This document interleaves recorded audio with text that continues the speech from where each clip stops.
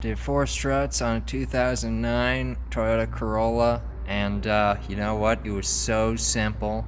I didn't even really need like a second person. I could just do them all completely by myself. So it's pretty easy. It took about 25 minutes to take them out, an hour and change to put them in. So, not too difficult.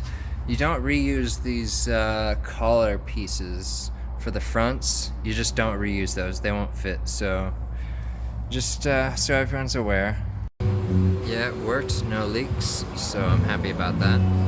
So on this one, we had a guy come in with his tire had both pieces of a cotter pin stuck in it. So on this one, it was going in at an angle and it wasn't visible until I cleared this little bit off for this hole.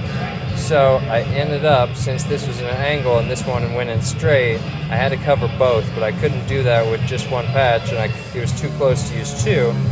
So I decided to drill this third hole after I drilled through this one, so I could put a patch through here. It will be able to cover both. If I just did this one, it would be very close to the edge, and it probably wouldn't work. So we're gonna patch up this and this jagged one with this third hole. I'll let you guys know if it works. Someone made a perfect modification to this 2017 Kia Sorento. Awesome. Love it. So on this 2009 Kia Spectra, we've got a e-brake cable that is holding water, and so every time you squeeze it, you can see a little drop comes out.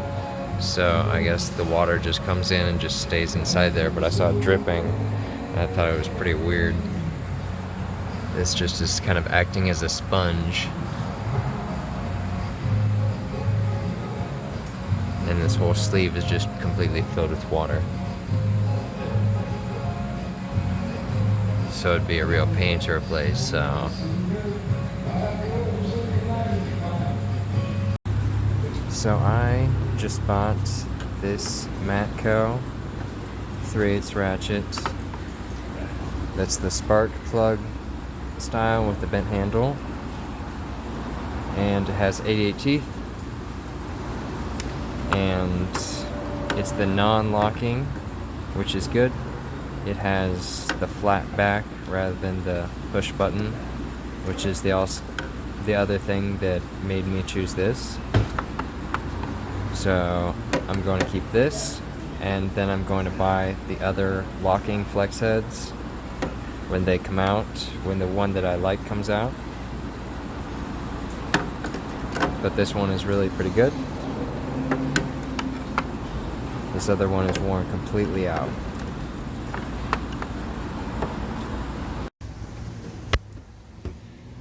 So I just drove this car down the road, and it was like this. It was like this. It was like this.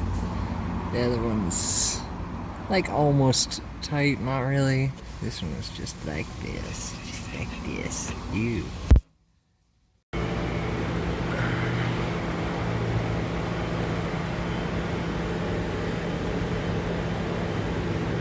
Yeah, I probably shouldn't have driven this one.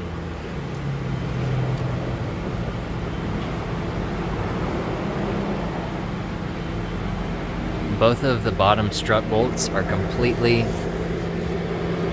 not even finger tight. Totally irresponsible. Oh, they're backwards too.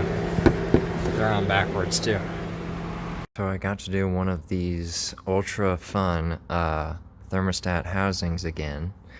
This time it was in a 97 Ford Explorer, and as you can see, it was just completely falling apart. I didn't think that I could get the other piece of the sensor out after it broke like that, and these were a pain to get out of their sleeves. The bolts were stuck, and I think that's what ruined it. Also, this piece didn't want to stick, so I had to red tack it in place and then slowly fish it in. So it was a real hassle, but it was a lot easier this time because I just took off the intake, not the intake. I took off the throttle plate, and then it was very easy to access this. So just do that first. So we have the gauge cluster and instrument panel and steering wheel and vent, I think, from a 2003 Ford Explorer, and a lot of this is custom made. So when I saw it, I thought, I know 300 people who would like to see this. So this is in comparison to my piece of shit. This thing is epic. There it is compared to a real car. A real quote-unquote car.